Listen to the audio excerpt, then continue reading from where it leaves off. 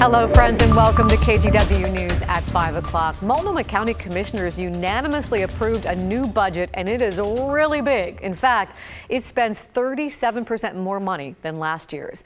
Here's a look at the numbers. It's a $2.82 billion budget, nearly $3 billion, and as we said, it's a 37% increase. But there's more money coming in, including $78.9 million from the Federal American Rescue Plan and hundreds of millions more from 3 voter-approved spending measures. COVID-19 response and recovery is getting $60 million to continue vaccination and other programs and to help businesses. And libraries are also getting a boost, $387 million to renovate 7 branches and build a big new library in East County.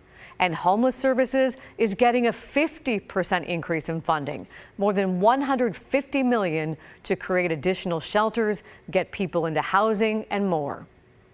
It is just an opportunity to be able to change the lives of people in our community. This last year has been really tough, and there's a lot of need. Chair Kafoury applauded voters for passing a homeless services measure a year ago that funds a lot of the programming. The wildfire burning near Vidal's has grown to about 170 acres, but all evacuation orders have now been lifted. We told you about this fire yesterday afternoon as it was breaking. It's now being called the Milepost 85 fire. It started burning in timber and brush near Interstate 84, and the highway was briefly closed.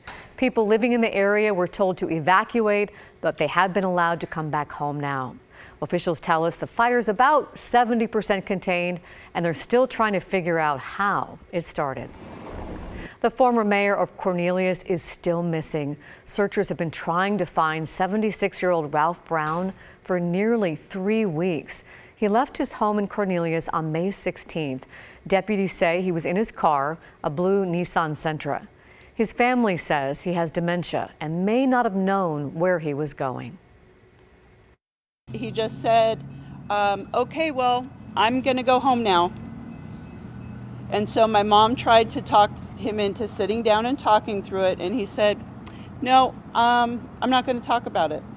And so that's when he got up and left. The Washington County Sheriff's Office says Brown's last known location was Newburgh.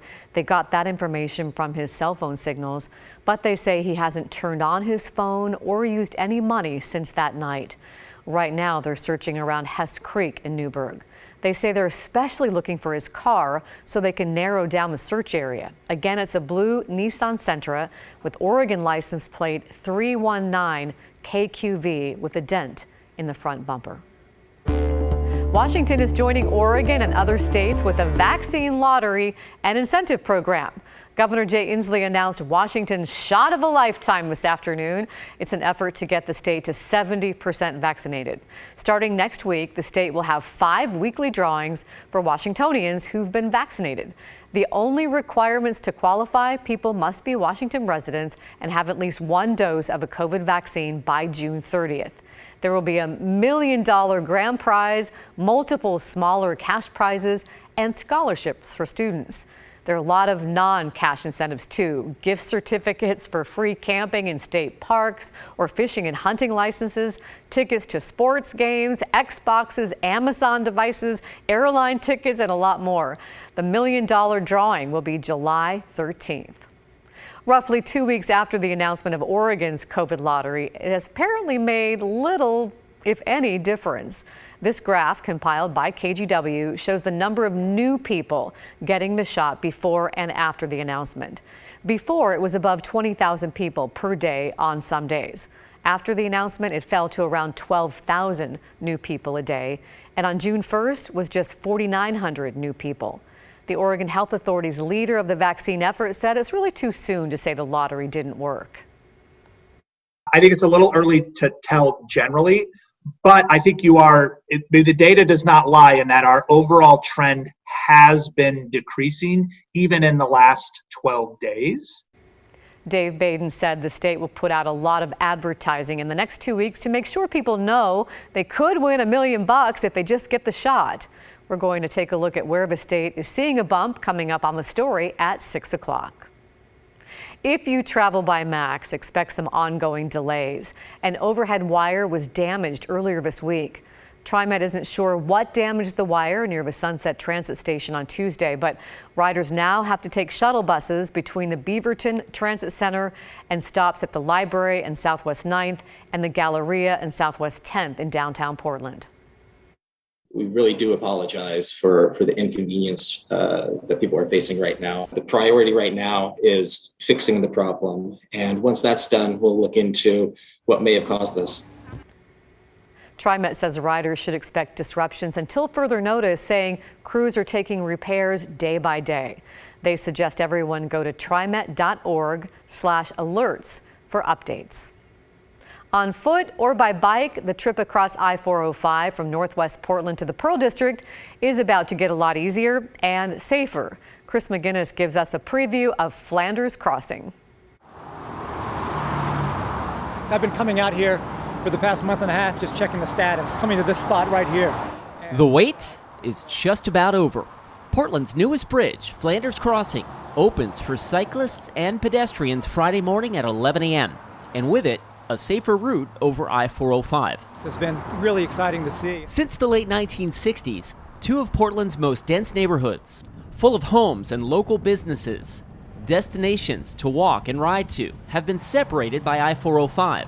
Both of these bridges on either side also have on and off ramps onto the freeway, and that makes for a very uncomfortable place to be if you are traveling by foot or by bike. One-way streets, Everett to the south and Gleason to the north, carry as many as 10 to 15,000 cars a day, many to and from I-405. The new $9.5 million bike and pedestrian-only bridge was funded by Connect Oregon grant funds and transportation system development charges. Built to withstand a major earthquake, it will open for emergency vehicles. This bridge is earthquake resilient, and in the case of a major earthquake, it could be one of the few places that you could actually cross I-405. Oh, it'd be great. Daily walkers like Joe are excited about the change. Oh, it's going to be so much safer. 23rd is one of my favorite places. And the businesses on Flanders, crippled by COVID and nearly a year of construction, are thrilled. Cal San has been on this street corner since 2014. I see a light, like I'm looking at this bridge and it's like, it shines like, like a tunnel of light. You can see puts a smile on our face, things are looking up, getting better. The feeling is mutual at 10 Barrel, with the bridge easing access for customers. We are hiring right now for front and back of house positions, A ceremonial ribbon cutting will happen tomorrow morning at 10 a.m. on the east side of the new bridge. PBOT is inviting everyone to hop on their bikes and gather on Northwest Flanders near the park blocks for a group ride over Flanders Crossing. Chris McGinnis, KGW News. That is pretty exciting.